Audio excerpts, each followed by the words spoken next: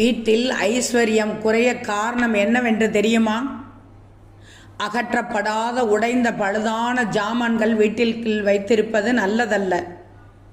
ஒட்டடை தூசி படிந்த சுத்தமில்லாத அறைகள் இருக்கக்கூடாது.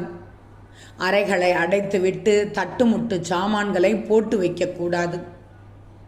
அறையின் குறுக்கே கட்டியுள்ள கொடிக்கயிறு இருக்கக்கூடாது.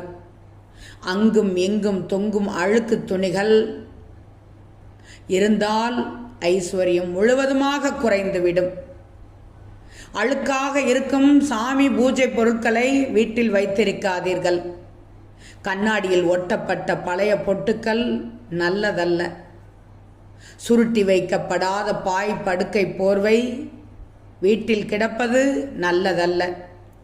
தண்ணீர் சொட்டு சொட்டு என சொட்டிக் கொண்டிருக்கும் குழாய்கள் இருப்பதும் நல்லதற்கல்ல. இறைந்து கிடக்கும் பத்திரிகைகள் புத்தகங்கள் பறந்து விரிந்து கிடக்கக்கூடாது. சுவரெங்கும் உள்ள காலண்டர்கள் போட்டோக்கள் நிறைய இருக்கக்கூடாது. பார்க்கும் இடமெல்லாம் காலண்டர்களும் போட்டோக்களும் நிரம்பி இருக்கக்கூடாது. முக்கியமாக தரையில் சுற்றி கொண்டிருக்கும் தலைமுடிகள் இருக்கவே கூடாது. பீரோ ஃப்ரிட்ஜ் கதவுகளில் அதிகமாக ஸ்டிக்கர்கள் ஒட்டக்கூடாது.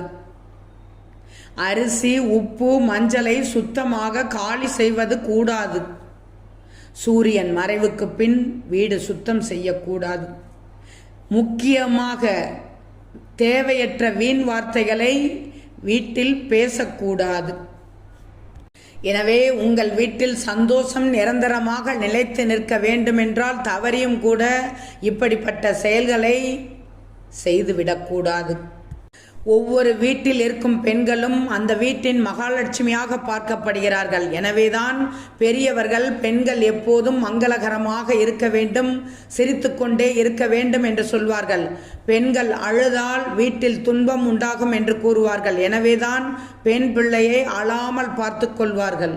எனவே வீட்டில் அதிர்ஷ்டம் நிறைந்திருக்க, மகாலட்சுமியின் அம்சம் கிடைக்க, ஐஸ்வர்யம் நிலைத்திருக்க மேற்கண்ட தவறுகள் இல்லாதபடி சரி செய்து கொள்ள வேண்டும். இல்லையெனில் மென்மேலும் துன்பங்கள் வந்து கொண்டே இருக்கும், மன நிம்மதி இருக்காது.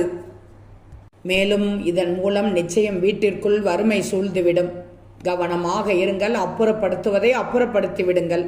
எதை செய்ய வேண்டும் செய்யக்கூடாது என்பது தெரிந்து கொள்ளுங்கள்.